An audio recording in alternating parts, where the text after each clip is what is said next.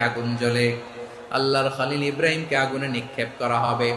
আল্লাহর খলিল সাইয়েদনা ইব্রাহিমের হাতের মধ্যে রশি দিয়ে টাইট করে বাঁধা হলো, পায়ের মধ্যেও টাইট করে রশি দিয়ে বাঁধা হলো।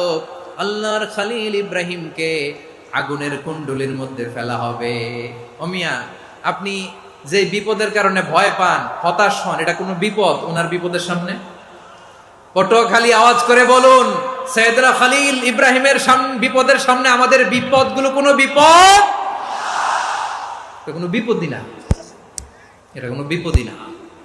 হাত পা বেঁধে টাইট করে নিক্ষেপ করা হবে, সিম্পলি ফেলা যাবে না, কারণ দাও দাও করে দ্য ব্লেজিং ফায়ার, এমন আগুনের কুণ্ডলী কাছে যাওয়া যায় না, আগুনের উত্তাপে নিক্ষেপ করা হবে।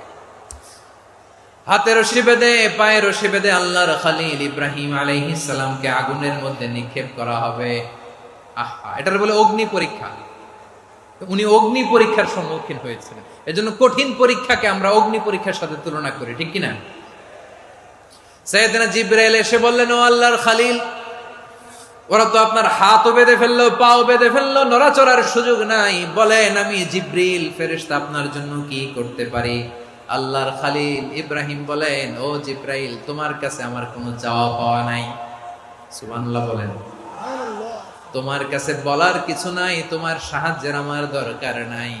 সাইয়েদনা ইব্রাহিম আলাইহিস সালামকে হাতে পায়ে রশি বেঁধে হাত পা বাঁধা অবস্থায় জ্বলন্ত অগ্নিকুণ্ডে যখন নমরুদের দলবল নিক্ষেপ করবে, আল্লাহর খলিল কিভাবে নিজেকে আল্লাহর কাছে সঁপে দিয়েছেন, পটুয়াখালীর ভাইরা খেয়াল করে শুনুন।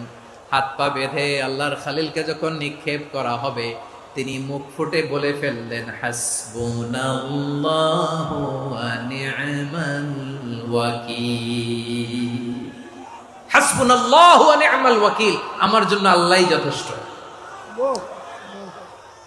আমার জন্য আল্লাহই যথেষ্ট। তিনি আমার সবচেয়ে বড় গার্ডিয়ান, তিনি আমার সবচেয়ে বড় অভিভাবক।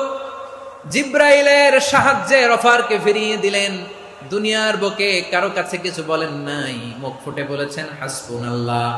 ও আমার পটুয়াখালীর প্রাণের ভাইয়েরা, খেয়াল রাখবেন, কোন বান্দা তার হাতে থাকা সব চেষ্টাটুকুন করার পরে মুখ ফসকে মুখ দিয়ে যখন বলে ফেলে হাসবুনাল্লাহ, বান্দা যখন হাসবুনাল্লাহ বলে ফেলে, ওই ব্যাপারটা ডিল করার দায়িত্ব স্বয়ং আল্লাহ আরশের উপর থেকে নিয়ে নেয়।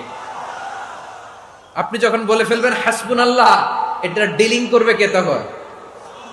চিল্লায় বলেন না, তিনি কে?